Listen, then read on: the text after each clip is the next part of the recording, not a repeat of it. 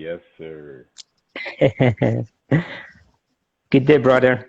How are you? I'm fantastic. You? I'm doing very well, thank you, man. I'm so excited to be here. This is like a chance in a lifetime.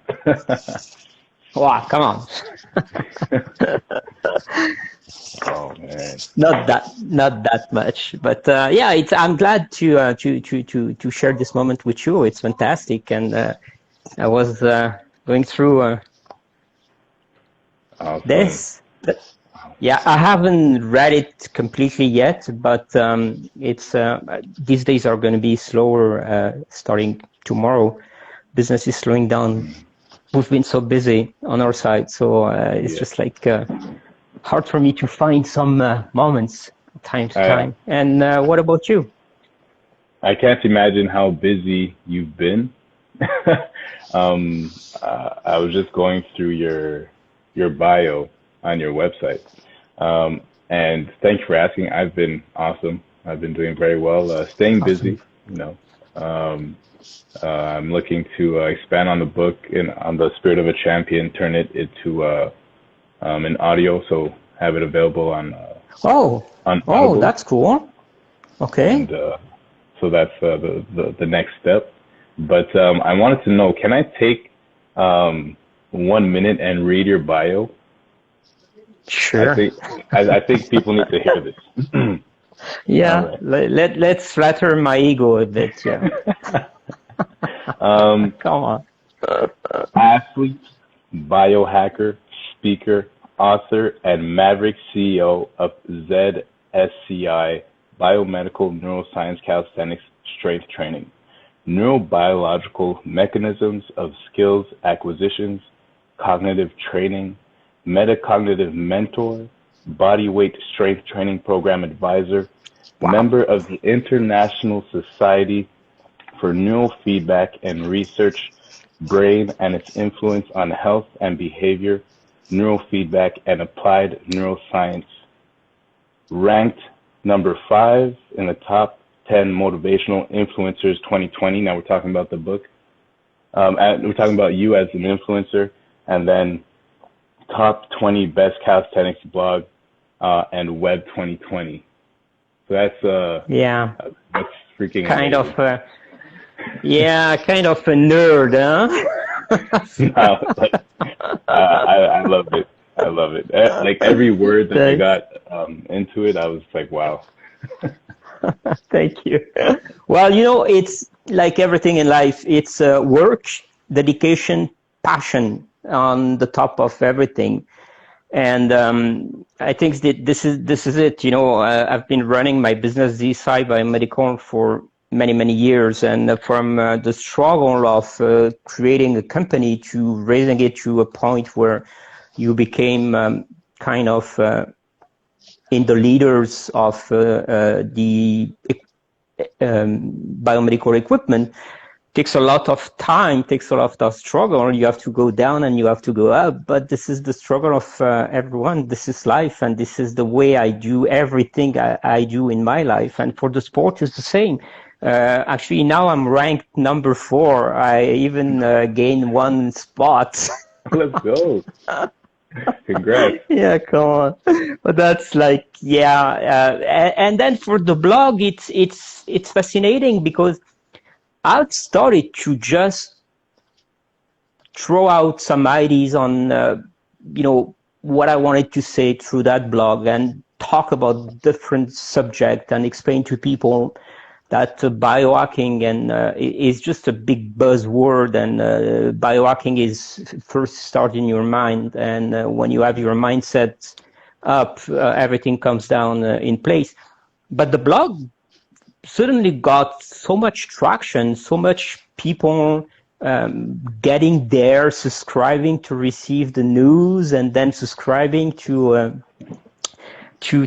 get information. And all these subscribers from my website, they get a kind of warning when they see my posts coming from Instagram, which leverage on my Instagram account at the same time, and maybe explains the fact that I've been recognized as a motivational speaker. At the end of the day, you know what I do? I just try to leverage the community and people. It's just like, because we're in a world today where it's like, it's a sad world. It's a sad moment in many lives. And I think that there's good thing to take out of it. And I'm just trying to leverage on that, not much than that. And at the end of the day, you know, we're all human. We have all feelings, and some can be nasty, some can be kind. But at the end of the day, the one that was nasty yesterday may be kind tomorrow. The one that was kind yesterday may be nasty tomorrow, just because in his life and in her life, it doesn't work the way it was or she was expecting. And we have to just accept that and live with that. That's true. That is true. So I see like this growth happening in your life at the moment, but I want people to know like the person behind everything, behind the company, behind the book, behind the blog. So can you take us a bit through your life? Like, what are the, from your youth till now, like the main parts? I'm sure there's a lot, but like, what are the ones that stand out? Yeah, I wish I was 19, so it was a short period of time to speak, but I'm not anymore. So it's a long way. Well, as a kid, I was maybe a kid a bit bizarre. I was always like trying to make up a product, invention, passionated by everything related to science. So this kind of nerdy kid. And super sensitive. That's the point, you know. If somebody was staring at me and say, "Hey, you," I would start crying. Up to the age of 12, I was so sensitive that sensible that it was even difficult for me to cope with school. And my teachers at that time, they were just like telling my parents, "Listen, there is something's wrong with your kid. He's always like crying. If we speak too loud, he cries." But you know, people evolves, and I think the brain changes too, even if it's done in the first 6 months of your life. But still, at the age of 17, I flipped over completely, and I was a punk, but a true punk, you know. Mohawk, green, no hair, earrings, going into parties, and kind of, you know, trying to probably, I didn't make a psychology on that part, but I believe that I was just trying to compensate that lack of self-awareness that I had before, or self-confidence, by the other extreme. And I was like almost getting liking the violence that was around the punk movement, like dancing brutally and acting brutally. That was when I was in the 17th. So I switched over to the opposite. But still, you know, one point, always studying in science. And so I got my bachelor, then I went for some I studied in France. So I studied immunology, genetics, then ended up as an engineer in biotech. And at the age of 24, I started my first business, which I sold. Yeah. And from starting my first, and you know, that was another struggle. When I started my first business, I was, again, not mature enough, but the first thing I've done, I went from up to down, bankrupt. No one trusted. Yeah. So I lost my company at that time. My first business, I lost it because I was seeing things too big with probably not the resources that were required to have a huge company at the time. But my mindset was for a big company. So when I started, I hired the 24 reps and a team of 15 people in the offices, but sales were not there. So my money was like burning, and the money from my partners as well. So we crashed. I went personal bankrupt at that time, and then no banker. No, I was when I stepped in Canada the first time I came to Canada. So, wow. Yeah, and no bank, nothing would even lend me a cent at that time. And so as a grinder, I said, you know what, I'm a businessman. This is what I want to do. I started a second business. I got $10,000 from my father-in-law, and I turned that $10,000 into multi-million business, which I sold. Yeah. And then all bankers, all financial were just like, can we get your money and we're going to make it grow? We're going to help you. Hey, are you free for lunch? And blah, blah, blah. And that was my revenge on life. And I made quite an interesting amount of money. And I started to collect art because I'm passionate with not only science but art, and so I started to collect art, and I have paintings all over my two places where I live, and we have the biggest art collection for street art and contemporary art in Canada. So we lend our paintings to museum time to time. We have a couple of nice paintings that we have been exposed at the MoMA in New York, or at the Cube Museum or Texas Museum. And around that, I've still into my my businesses, and with the money I made, I acquired share in another company in Korea. Set it up, bring it up, invented a couple of products. I don't want to spend too much time into that detail, but the Twin Core is my invention, is one outstanding product, and it was like to help humanity at the same time. But to make a brief story of this biomedical equipment a company that I run now, few years ago at Harvard Medical Hospital, they lost sample of brain. So they slice brain, they freeze them, and they do research on that. And they were doing research on autism. It was like probably 25, 30 years of research from many people. And in one freezer at minus 80 degrees, they had millions of dollars of sample there. And one night, that freezer failed. They lost everything. But everything, like 25 years of research of many researchers, and all the sample, they were all told and gone forever. So you take all the research and you push them back in time, 25 years. But yeah, you have to restart from scrap. So, and at that time, I was just working on the Twin Core system, and this is what brought me back to the biomedical industry. Actually, I said this is not going to happen a second time.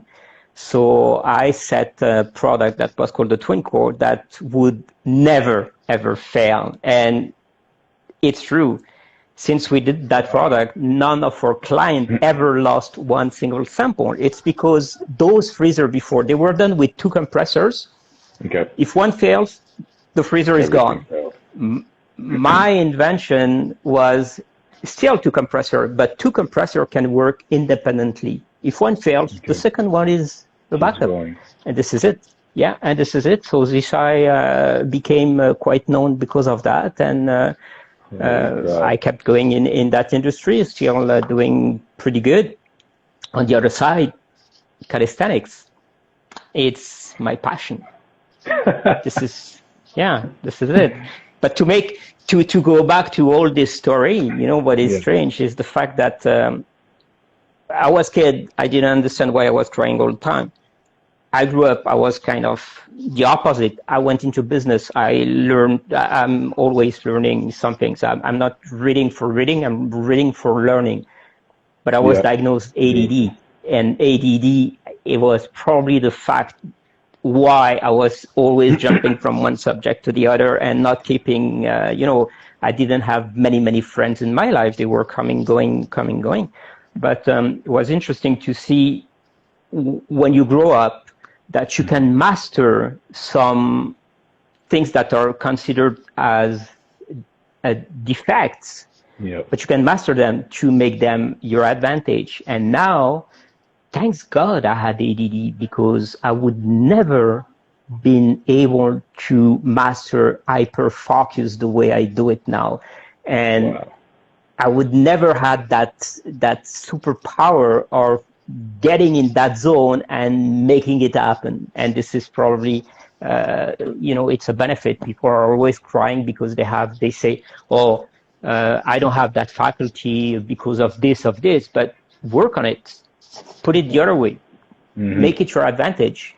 So instead of giving excuses, find reasons why you can. Absolutely. It is so important.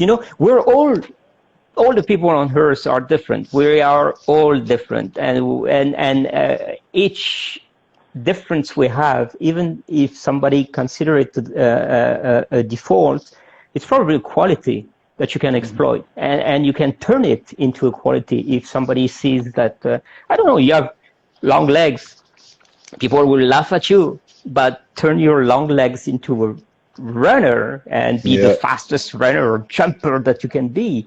If you're short, do some things that is related to your age, and don't cope with what other people think.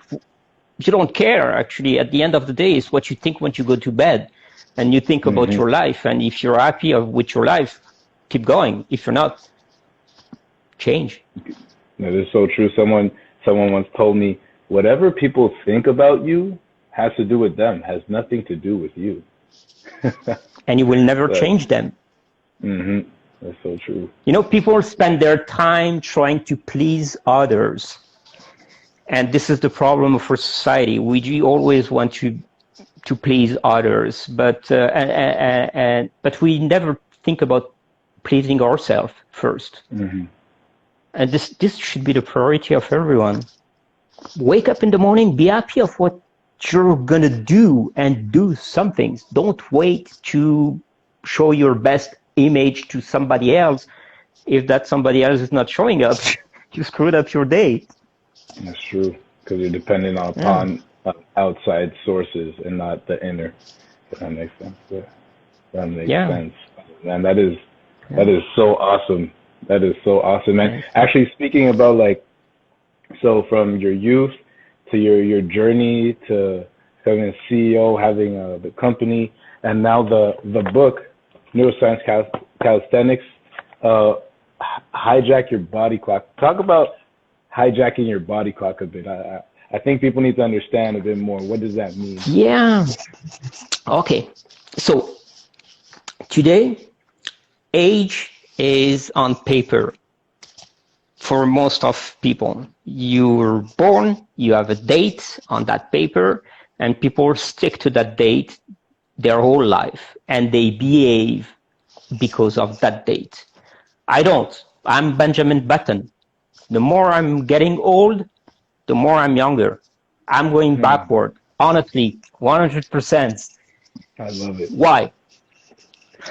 Because you can hijack your body clock. Your body clock is how your cells are and how your genes are expressed into your body and your brain. So most of the people would say, I'm too old to do this, or I'm too old to learn a new language, or I'm too old, I can't, I'm not doing this sport because I'm getting too old. I'm going to do golf. What a sport, golf. I have respect for golfers, but come on. It takes precision. You're not burning much. Yeah. So and more we go in time, and more we find now the Benjamin Button, more we find the way to know our age. So we started to make measurements on cell aging, and so you can have 20 years on paper, but you can be 40 on your body because you're not in shape, you're smoking, you're drinking, you're partying, you don't sleep enough. And that was one of my problems when I was younger. So that's the difference. And now the third manner to measure a real age is measuring the length of your telomeres. What is that? On your chromosomes, let's say it's a cross like that, you have a cap. On the cap, the cap is a kind of protection. It doesn't express any genes. It's just like it's there to protect the DNA that are in your chromosomes. Okay. The length of that cap is super long and super flexible when you're a kid, when you're a baby.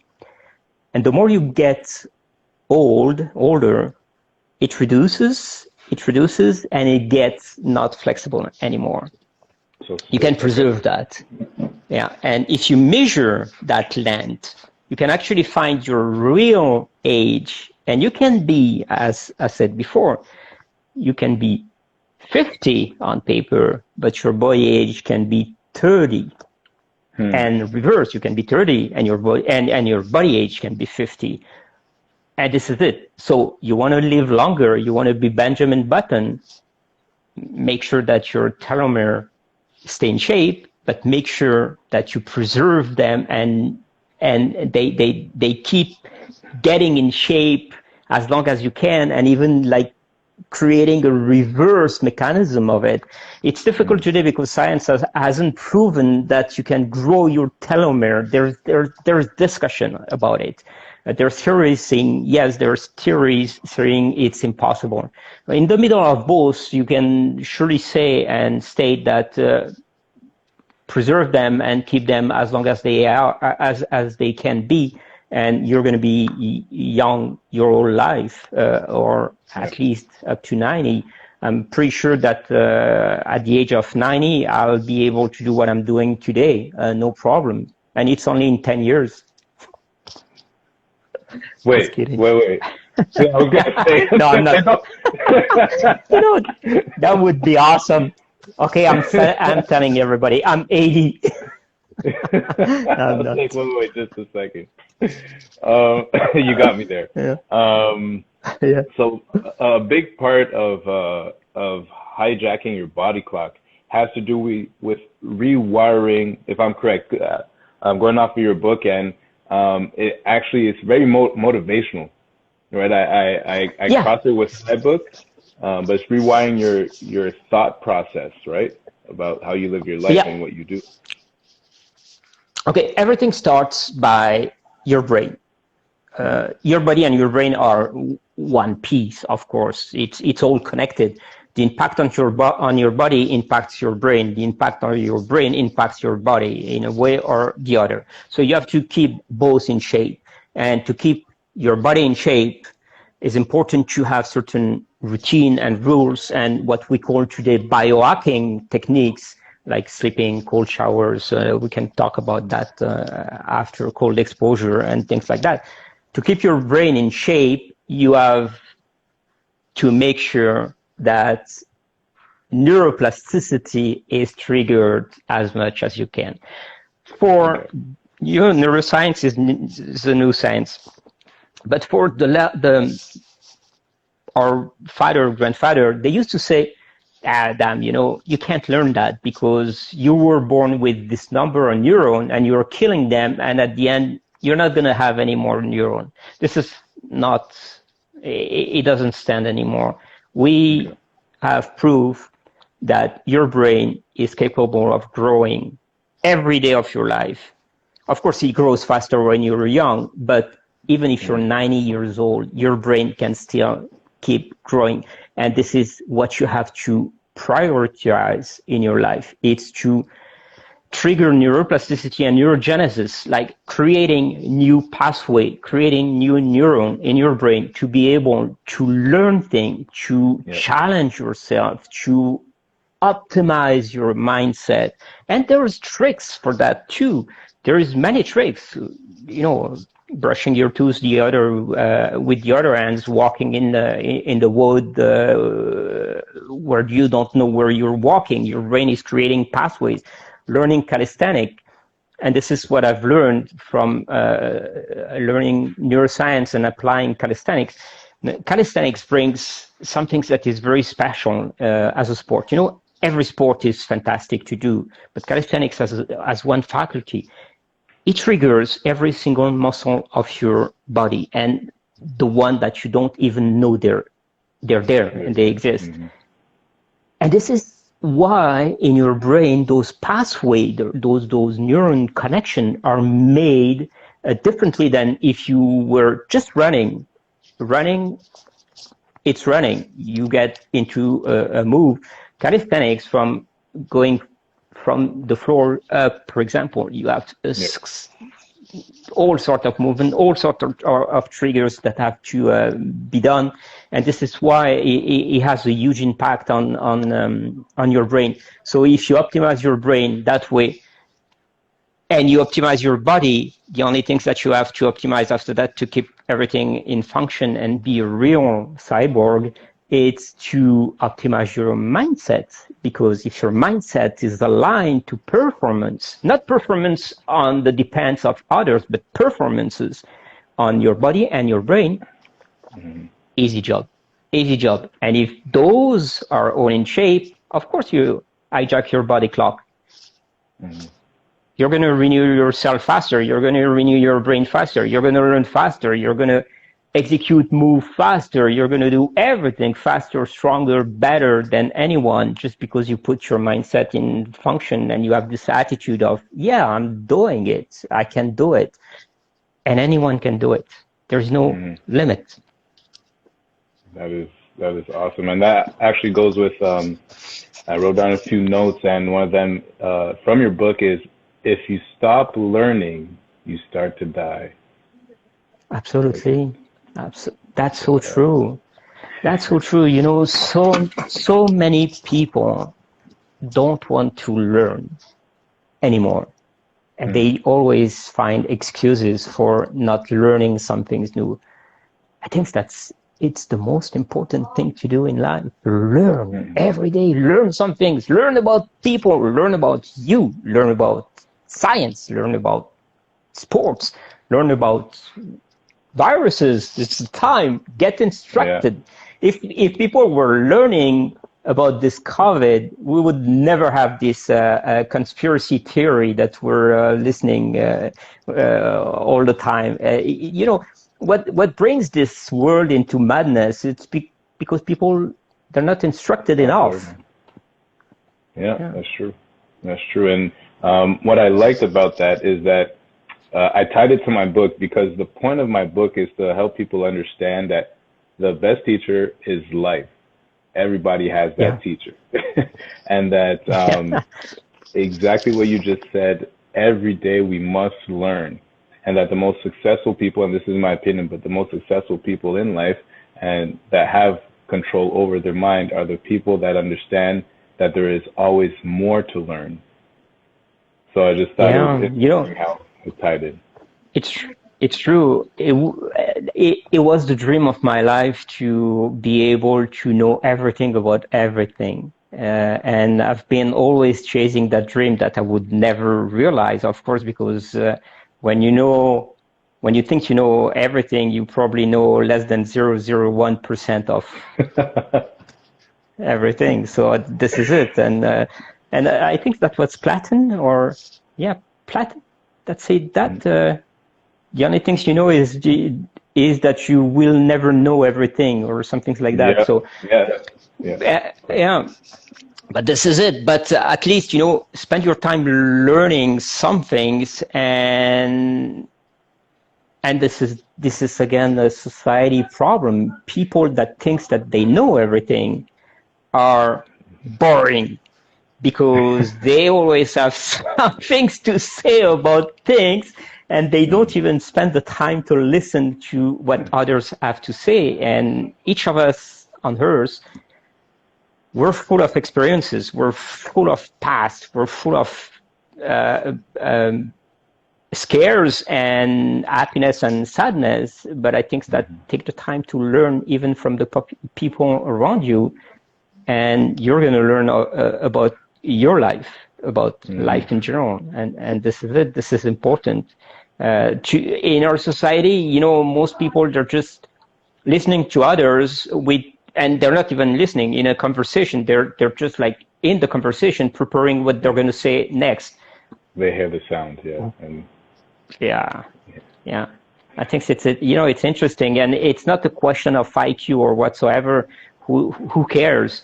As long as you express yourself the way that you think, this is the most important. We don't ask everybody to have an IQ above 150. Mm-hmm. Of course, it's interesting to see these people there. It's fantastic, but you can learn from others that have no mathematical IQ, but have huge emotional intelligence. And today, thanks God, we know that there is those two factors. We've considered mathematical intelligence as the intelligence before, but now we see that emotional intelligence is even stronger for jobs and performance in life. Yeah, wow. And actually, I want to come back to something you said, like in order to better your brain and learn new things, and this is very important because I do this every day, is to do things differently so your brain develops. But it doesn't have to be big things. It could be little details, the way you walk upstairs, the way you do your laundry, the way you I actually went to the point a few years ago of learning how to write with my left hand and then writing both at the same time. That's amazing. That's a difficult one. Okay, so let's put it this way. Your brain, to create those neuron pathway, love routines. But in your routines, if you don't change small chunk of that, your pathway are not strong enough. Wow, okay. Yeah, so this is why I'm saying it's important to have a certain routine, but it's important to change your routine, and not like if you have ADD, changing it every single minute, but changing it time to time to get things differently. And don't go always on the same thing, because then you create habits, and habits are not the best for your brain. As soon as you have habits, you're not thinking anymore. You're not, your cortex is not even engaged. It's just like you're doing it because you're doing it. And you need your cortex to be engaged, and you need that to get the hippocampus to memorize things, and then you need sleep to make sure that your memory stays for the day after. So yes, it's true. And you know, one of the best things to do to learn, and even if you don't feel like learning it, it's walking in the wood, or walking. If you take a path to go from your home to your office, or your home to your school, change it once in a while. Change your path. Don't go always on the same sidewalk. But today we're all anyway locked down, so it doesn't change anymore. Yeah, that's true. So going from the brain helping us, to hijack our body. In the book, what I liked as well, because I'm a big fan of nutrition. Okay. And I liked how you took the approach into nutrition, and that something that is kind of obvious is that there's no. I wrote it down that there's no set diet for one particular, like for everybody. And I think that's something that everybody needs to hear, that everybody's different. and everything. Yeah. There's always a factor that plays into that, whether it's your eating habits, your sleeping patterns, your workout routine. So can you expand a bit on like the nutrition? Sure. Well, body conception is pretty much the same for every living species on Earth. We human have specific requirements in terms of proteins, carbs, fats, nutrients, micro and minerals and stuff like that. So when people are coming and say, "Oh, I'm on a keto diet, it works, I lost a lot of weight and blah, blah, blah, blah, blah, blah." Yeah, okay, temporarily, you're killing your body a bit faster than than normal. So you're losing weight. It's the reaction of your body. I'm not sure that you're putting your body in the best shape because of certain lack of nutrients, and you're hijacking your liver, for example, in a way that it shouldn't be, and the overall cleaning process of your body as well. So yes, it works, but not in the long run. It's not sustainable. Any diet are not sustainable. There is no diet on Earth that are sustainable, and I'm convinced of that. You need elements, you need nutrients, you need minerals, you need equilibrium of what you your intakes, and be clever enough not to consume what is processed to go on excess of fat or excess of sugar or excess of proteins. Even it's the same. Some people take bulk protein all day long just to try to get muscle. Come on, you're not getting more muscle because you're eating more protein all day long and you're not eating carbs at all. At the end of the day, it's not sustainable either. You're not going to get any strength from there. You're going to have flatulences and gas problem. That's the only things you're going to have from that. So, diets are not important, but the diet that the way that you eat, it's important. So make sure that you eat all the elements that and make sure that you eat at the right time too. Don't wake up at night and take a snack, or don't eat too late at night and go to bed right away. First, digestion is not good, then it's not the best thing to do. So try to set this up in a way that it works for you, and don't eat more than what you need, because this is the whole problem of everyone. And don't come to me telling me that you have an unbalanced problem. That doesn't exist. You create the unbalanced hormonal problem. It's not the hormonal problem that creates your unbalance. Okay? Wow. Yeah, and this is it. So discipline on your food and intakes, and then your body will make sure to balance it the way it is. I understand there is people that have diabetes and it's not their fault, and I think these are not considered in what I just said before. These people have to be very careful on what they're taking, and they have to be consistent. But that's a particular case. On the other side, you are what you eat. I like that. And there's another part that has to do with nutrition, and it says in the book, it says being thin doesn't mean you're healthy. Yeah. So, don't you think? Oh, I agree 110%.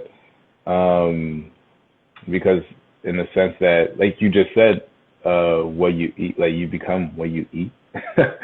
So if you're not eating healthy, or you're not eating enough, or you're not giving your body enough nutrients, well, it's like we always give the example of a Ferrari. I mean, if you put water in a Ferrari, it's not going to go very far. Well, not water, but Yeah, like juice in a that's it. Ferrari, it's not going to go very far. You have to give the right fuel for it to go. Yeah, For it to yeah. start. Yeah. And for the and the right fuel for the activity you're doing as well. That's Like, true. I of didn't course, think of if that. you, That's true. yeah, yeah, if you go for a long run, you're going to need some carbs for sure to have the energy to sustain that run, and some water in advance as well to have the correct hydration in your body to sustain that long run, and depending of the outside temperature as well. If you do extreme intensity sports, make sure that you have all the minerals in your body ready to bust. You know, I'm sometimes I get very nervous about people jumping into the gym and, oh no, I haven't had a breakfast. I'm coming to the gym, and they do their workout like super intense. They're at the end of their workout, they're like livid white, almost dead people. Yeah, super deficit. So what the body is doing after that, they're going to get some nutrients, but the body will memorize that traumatism that they had, and they're not going to lose weight. They're going to gain weight in the long run. So take a light breakfast, go to the gym, do your workout. Of course, not overeating before going to the gym, but do your workout and end your session in a way that you feel good and not traumatized, and your body will not be traumatized, and your brain will not remember that as a nightmare, but you will remember that as a fantastic, beautiful time that you spend, and you will release some endorphins and serotonin in your body, and you're ready to go for the day because you're going to be killing it, because your mood is going to be high. It's the reverse. You know, you're killing yourself by putting your body at those extreme conditions. We're not made for that. You know, we're working on our reptilian brain. Our reptilian brain, it's a paradox. It's a brain, but it doesn't think. It reacts. That's the only thing he does. Then there is process that put things together. But we're living on a reptilian brain. It's a reflex mode all the time. So if you stress your body, you're going to create bad memory, bad habits, and your body will react badly to it. If you create great memory, you will not trigger any reflex. You're just going to go, or the reptilian brain is survival mode all the time. It will protect you in any cases. Wow. Wow. Okay. Wow. So now we put that into, you spoke about working out, isometric workouts. So ISO is, if I'm correct, is holding like the position.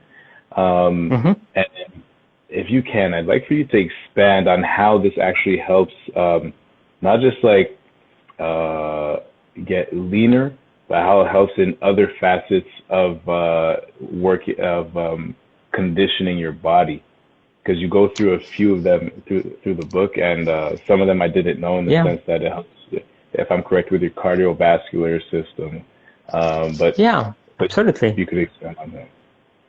Absolutely. You know, to put this back on perspective, isometric was for a long time really underrated, because it was mainly for people in a certain age, to keep them in shape in some sort of way.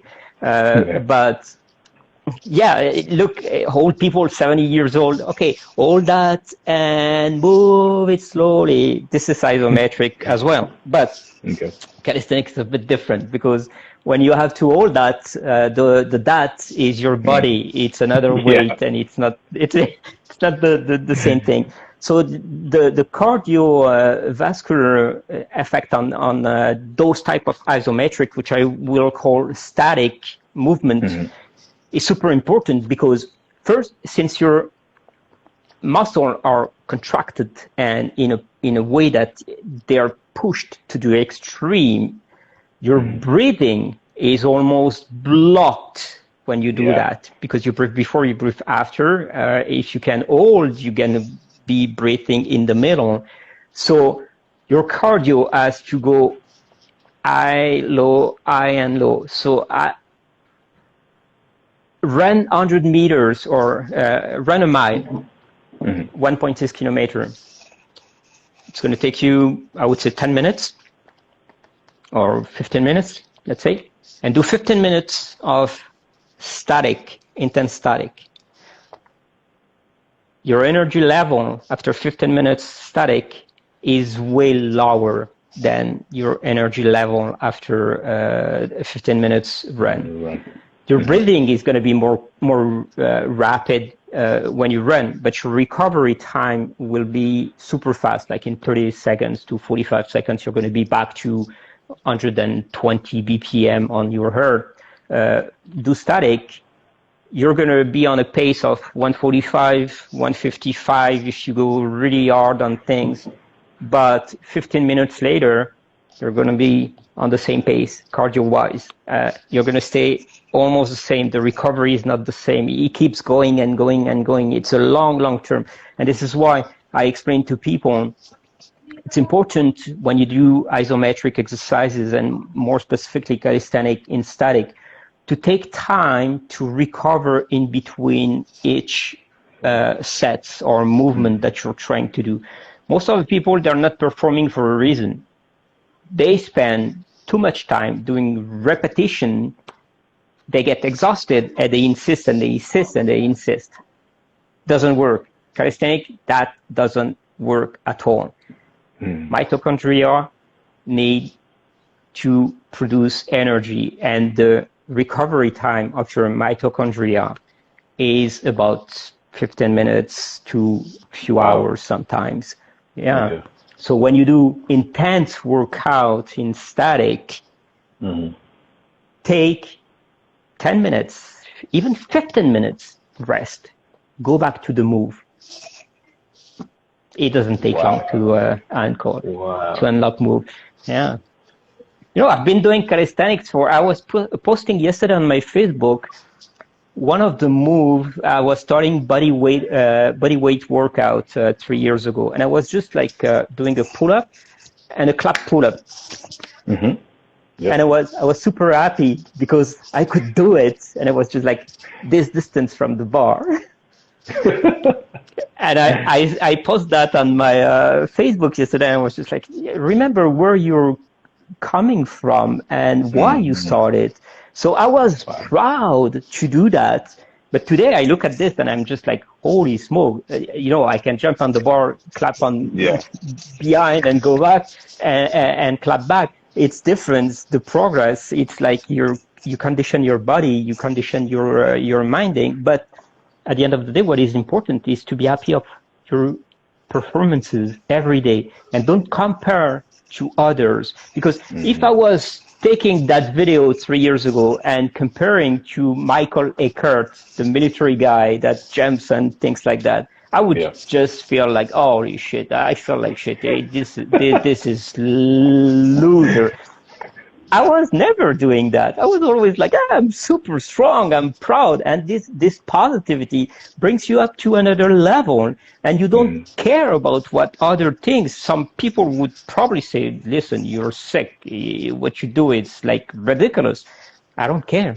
I don't care. I like criticism. I hear it, but it doesn't affect me. And that's probably the difference. So many kids are just too much affected by what others think. They don't try. They don't want to try. Or if they have realization, they don't show it because they're just scared to be judged. Yeah. Never. Yeah. Yeah. It's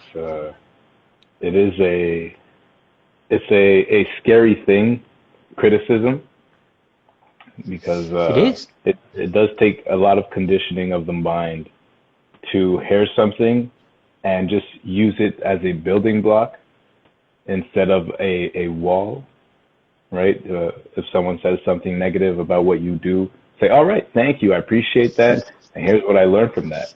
Instead of, oh True. man, if he or she said something negative, I should stop because he doesn't believe in me or what I'm doing. But again, what their opinion of you has nothing to do with you, ladies and gentlemen. Never forget that. It's what you think of you.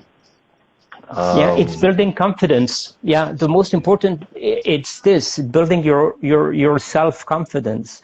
And you have to practice it every day. You have to change yourself every day to make sure that you're building up some things that it's sustainable, and trust yourself, trust your abilities.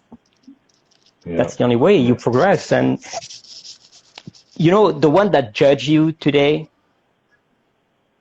first, if he judge, it's because he feels that there is a threat somewhere.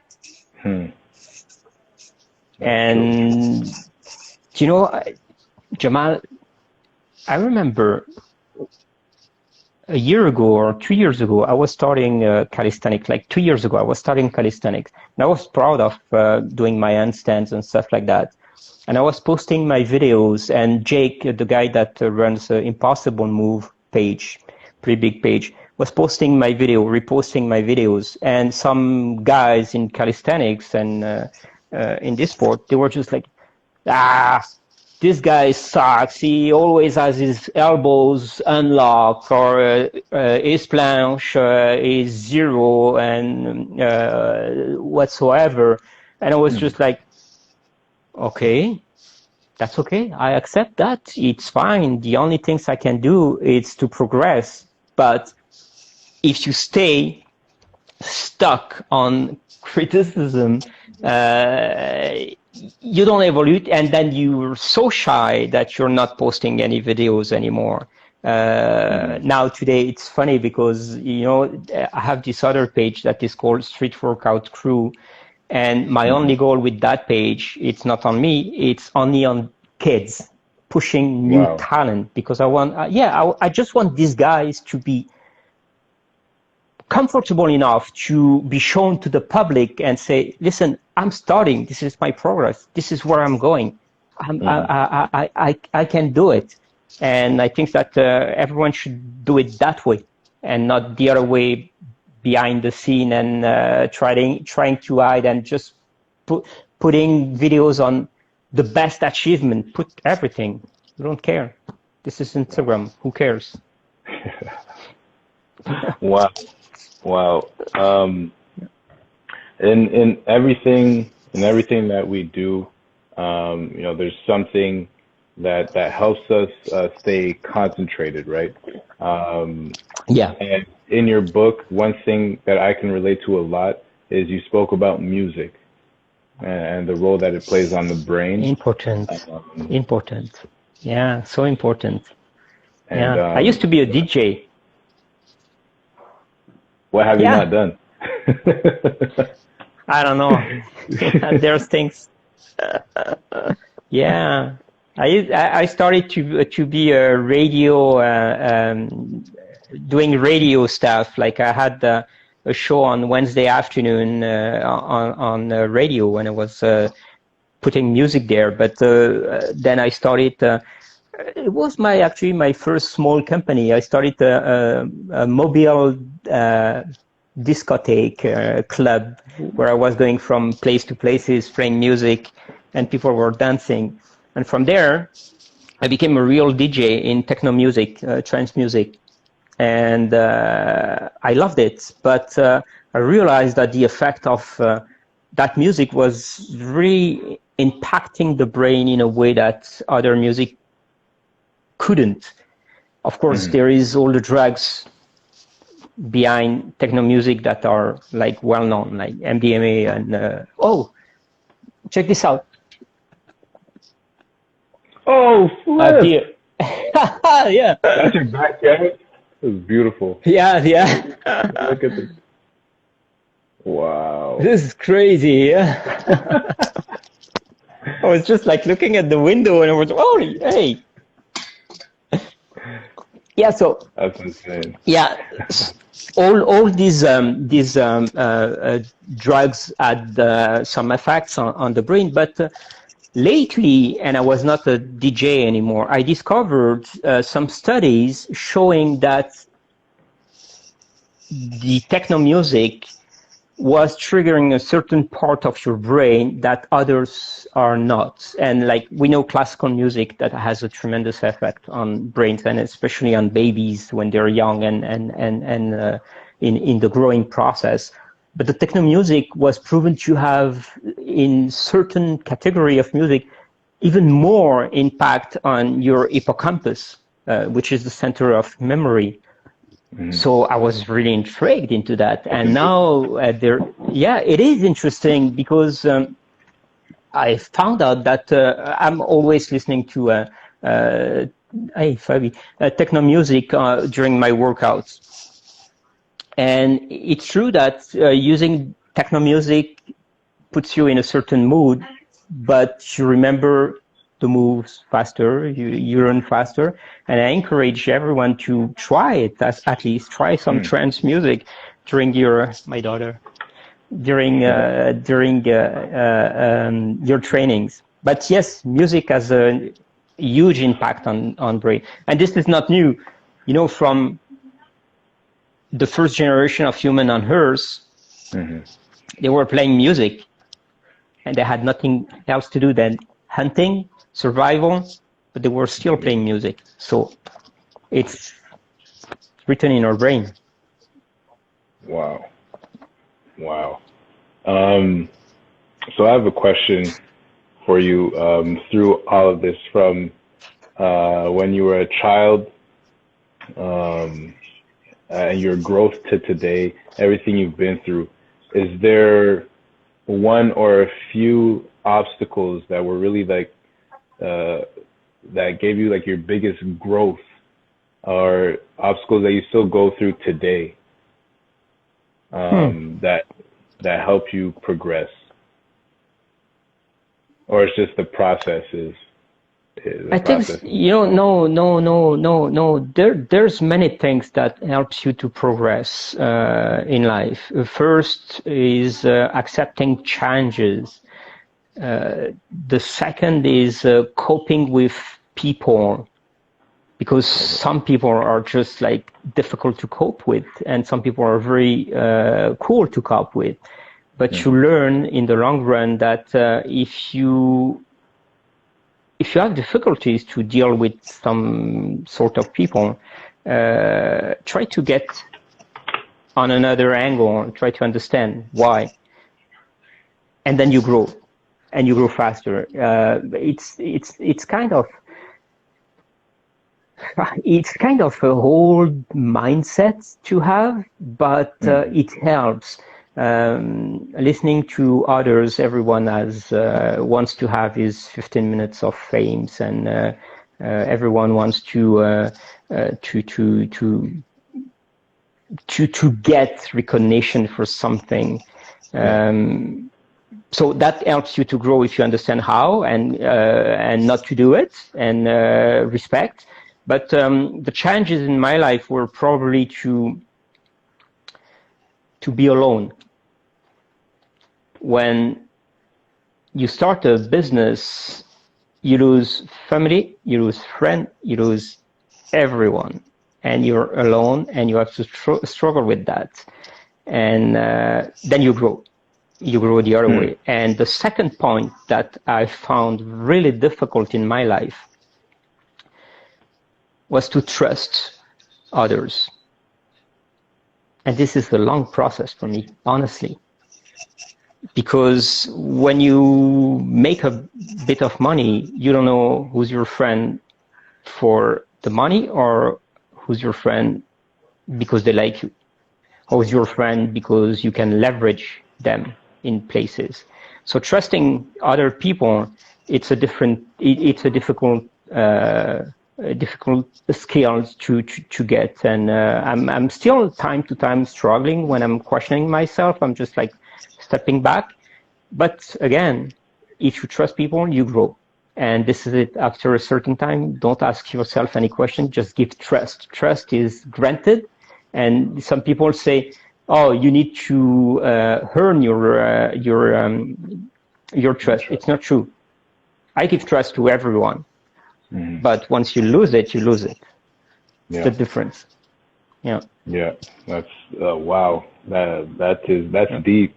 That's deep because you know, they say this is something that I love and that I live by, is that to be a go-giver in the world. And what does that mean is that the way I see society is that society is really based on getting things. So the more I get, you know, I can get more. And what happens is that the universe recognizes that you're a getter, and that's okay, right? Because a lot of people succeed. They're getters. They grind. Yeah. They don't sleep. Sometimes I don't sleep as well, as much as I have to.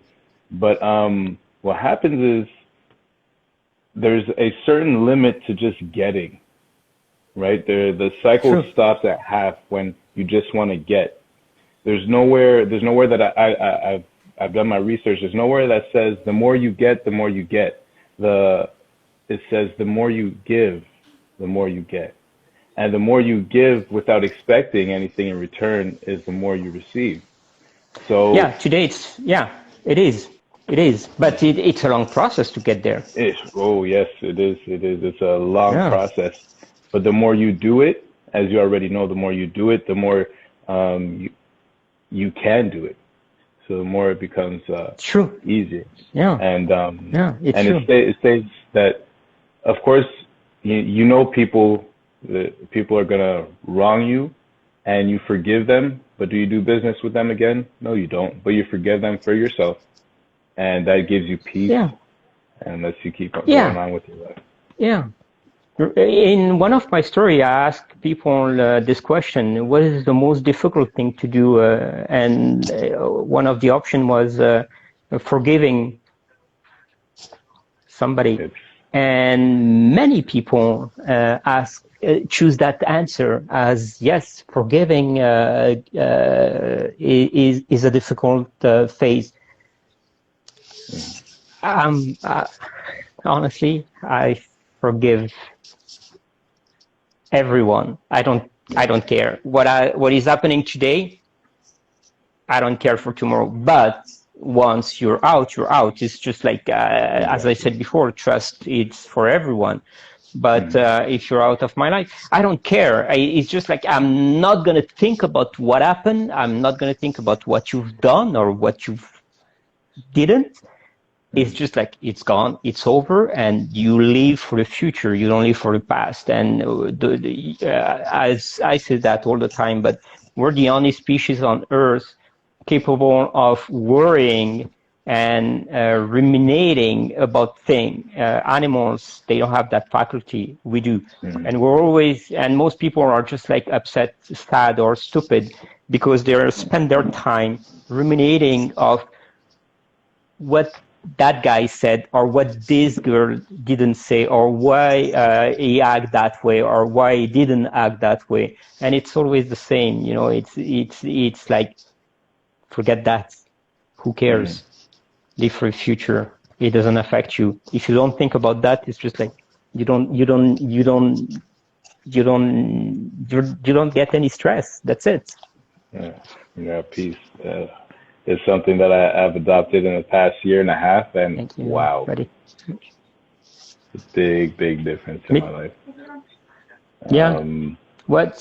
So tell me more about this book, because I'm very curious. Wow, what brought you there?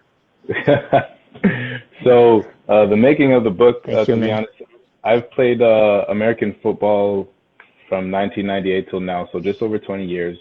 And life has taught me a lot through football. It's brought me through many places, from here to the United States, to London, England.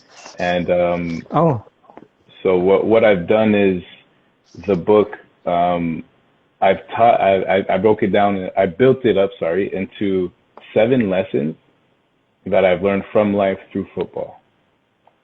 And the main point of it, the audience that I want to get to are teens, so like teenagers all the way to young adults, because I find that that's a very big They're part the future.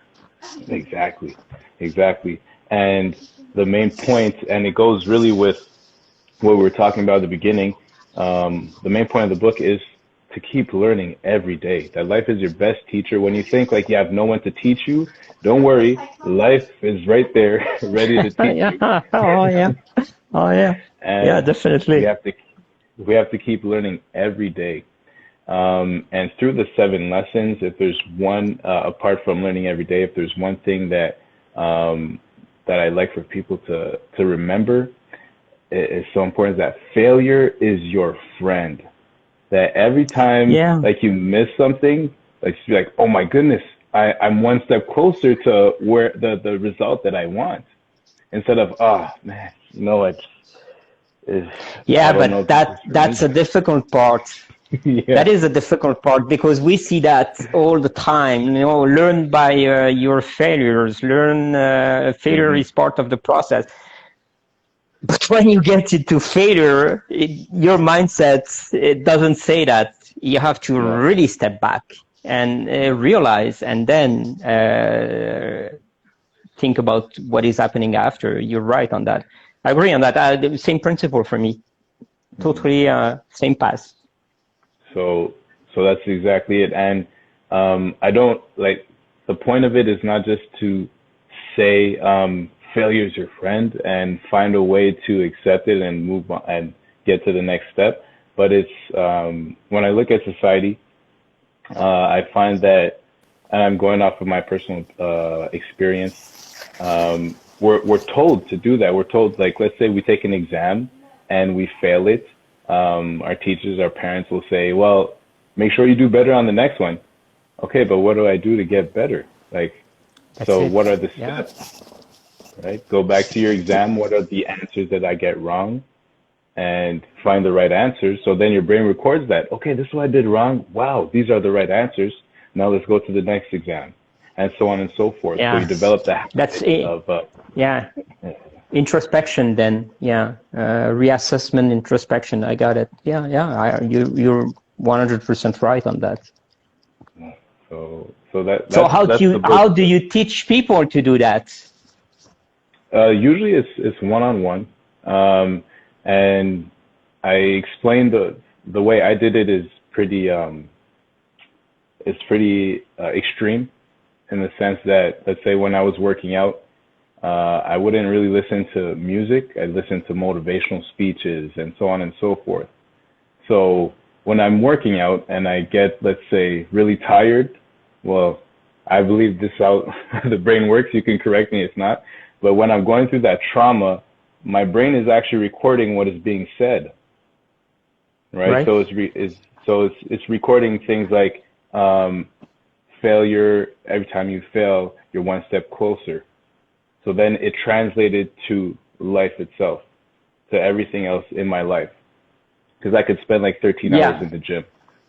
But that actually, even if your stamina is very high, it's not the best thing to do most of the time. You have to listen to your body for sure, because again, if you get into trauma and push your limit too much, the effect is not good. My last post was actually on that. You know, the dependency on the endorphin that were like being a junkie of sports, being addicted to sports. There is a limit, a dangerous limit not to go over. And sometimes you really have to, as you said, to step back and realize where you are, where you stand, and make sure that you give your body the time to recover. Otherwise, you're going to go the other way. You're not hijacking your body clock. You're killing your body clock, and you're going to get older than you should be. Like, have you seen all these marathon runners that go to extremes sometimes without the time to recover, and they have all this the skin on the face, or if they're women, on the chest, they lose their chest, and that's traumatism for the body. That's not good. Wow. Even if you want to perform, you can run marathon. My father was a marathonian. I did that too, but it's the way to do it. You have to make sure to recover. Wow. And you have to listen to your body. It's so important. Yeah, that is That's a big part of it. But yeah, so the book itself is really, it's just what life has taught me through my 21 years of football. And I just go through a few of main, call them main parts of my life, and use those as examples for people to relate to. A few people have told me already, like, I've never played football, I've never lived in the States, but I can relate to what you're saying. So that's the main part, is for people to relate, see themselves in the book. It's fiction. It's a bit fiction, so the lessons are taught by a fictional character that I created called Mr. Washington, and Mr. Washington all through the book teaches Josh, the main character, all the lessons. But that's pretty cool. So that's, and I actually got it published. Oh, sorry. Yeah, go ahead, because I remember you. Yeah, I remember when I published my book, you contacted me and you said, I have a book, I wrote a book. So that was because writing a book is a long process. You were on this for how long? To be honest, sitting down and writing the book, it probably took a week. Writing the first draft, I just wrote,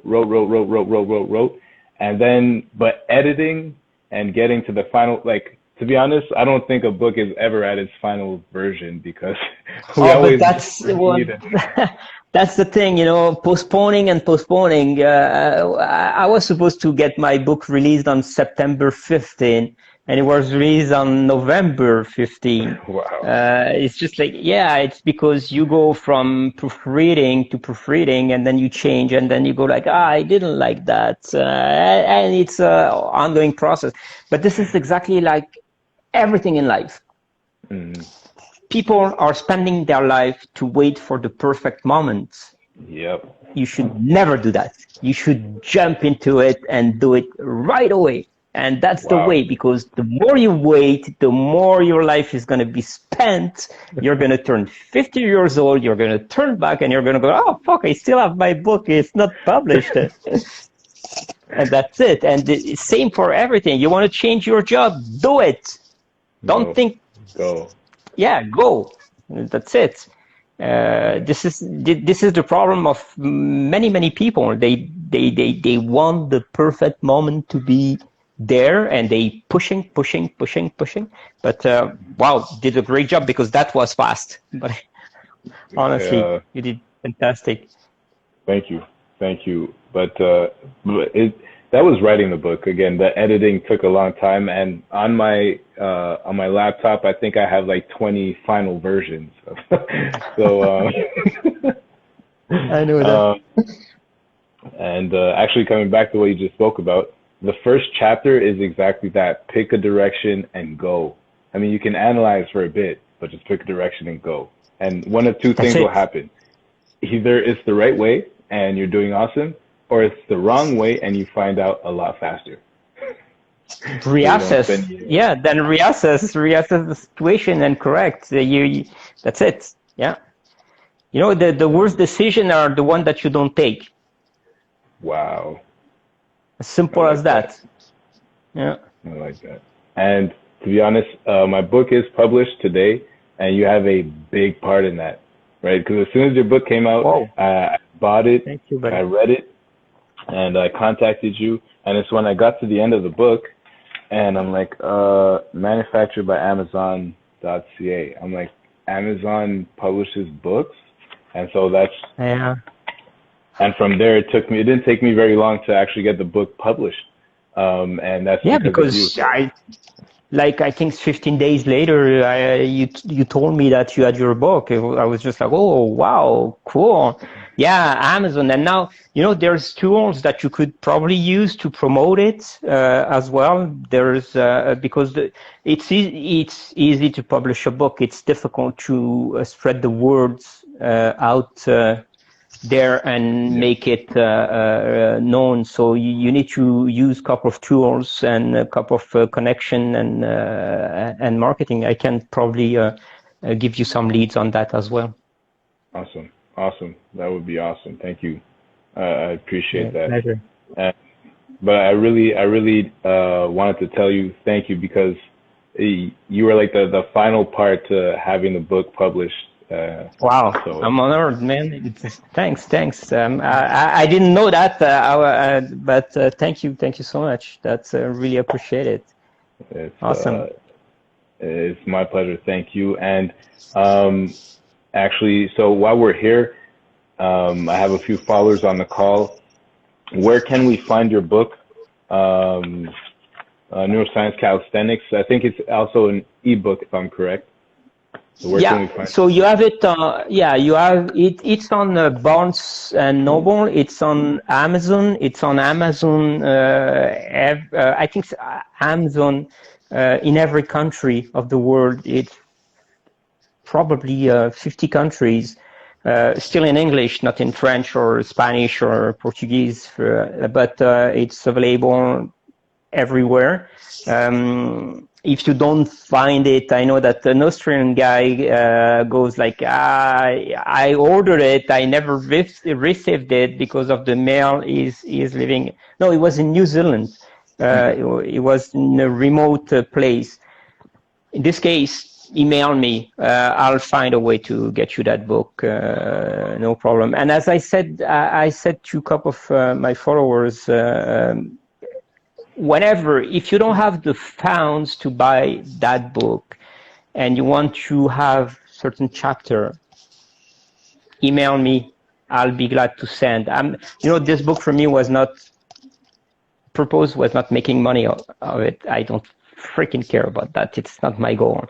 It was to put my idea on paper and throw them to people that want to learn or to listen, to give a certain vibe, positivity around the world. My business is enough for me for making my life, so I don't need a book to be alive, but I need a book to spread the knowledge. And that was my first draft. I would love to come with another book more deep into the brain functionalities.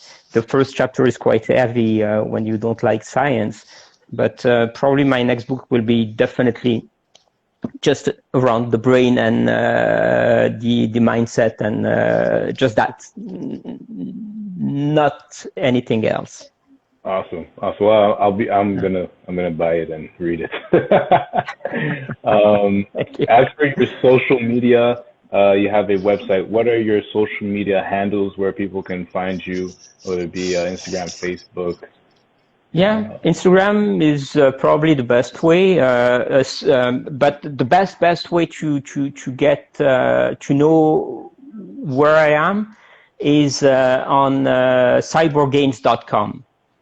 Okay. Because 𝘰𝘓𝘁𝑔𝑎𝑖𝑛𝑠 gives all the details on what is happening on Instagram. It gives the details on what is happening on my business side, on what is happening in science in general. So it's like really more general information about the concept of neuroscience calisthenics. And then the website Neuroscience Calisthenics is out as well. You can check neurosciencecalisthenics.com. But I'm starting a cooperation with a new application, a new company that is very interesting. Mm-hmm. It's an app called 𝘥𝘰𝘯𝑚𝑖, K-O-M-I. Okay, that application, they took, I think, about 50 experts in the world, and they give access to those experts to teach particularly their skills to others, one-on-one, one-on-two, one-on-10, one-on-1,000, but you get contact with that direct expert in the specific field of your choice, cooking, painting, makeup, everything. And I was choosing as an expert in wellness and fitness, and even if I'm not a fitness expert, I know the tricks, but I'm not a trainer to use that term, but I know the tricks how to train. But I'm there on 𝘰𝘠, and I'm still looking at the way to organize my offering there, because Instagram is cool, but at the same time it's difficult to reach the deep contact with your friends and followers. I don't like the name followers. With your friend or contacts, like, okay, we're spending time talking like that. It's cool, but we're just both of us. If we could be 5 having this discussion, would be awesome. Yeah. It would be super open. That's true. That's true. So I'm going to make sure to check those out. So I have my 2 websites at neurosciencecalisthenics.com, cyborggames.com, and then the app, which is 𝘰𝘠. 𝘰𝘠, yeah. Perfect. So I'll check. And of course, Instagram is fantastic. It's a great tool. You see, I love Instagram because you see all sorts of people here. You see big fans, and I love them. I have a bunch of big fans. I have a lot of haters as well, and I love them because that's the only way. But you know, if you have haters, it means that you're doing something that it bugs them, and I love my haters. They make me stronger. And this is Instagram. This is funny because I've seen a couple of times people jumping in and trying to pinch. That's the funny part of exposing yourself, and this is the beauty of social media. You have to be, at the end of the day, you have to be natural, what you are, and deal with everybody. You don't choose the one that you want to deal with, otherwise keep your account private, but that's not the case. And it's funny. And there's dedicated people on Instagram that love to see what you're doing, and I'm trying to give back what they're giving me by supporting them through Street Workout Crew, for example, as that page, Callous Warrior, the other one, or my page. When people are super nice with me, the first thing I do is just like resharing their profile, because they want to be exposed. If they are nice with you, they want to be exposed in a certain way. So you have to give back that way. We have to be frank. This is, Instagram, everyone is chasing fame there. So that's it. Wow. That's social media. That's social media. That is true. Yeah. So that's cool. Yeah, Jamal. So this video is going to be totally on my AGTV series. I'm going to keep it, and it's going to be a part of that. So if people want to, I've seen people saying that I have to leave, so they can come back and see the rest of our talk. I think we had a fantastic discussion today. I'm fascinated by the way that you've set this up and where you're going. So to finish this discussion, what's next for you? So what's next for me, from the book and from having these talks with people who motivate me and inspire me, actually change my life to be like the best version of myself, because my dream is to help people accomplish their dreams. And like you said, with your book, it's a great way to spread knowledge. From this book, I'd like to get into conferences eventually when we're able to get into conferences. So like you said, one-on-one is great, and we're always going to do one-on-one. But if we're able to have a talk with 1,000 people and not just motivate them, but show them ways to hijack their brain where they change their life, right? That would be awesome. That is going to be great. So my plan, the next step for the book itself is to turn it to an audio, so it'll be available on Audible, and then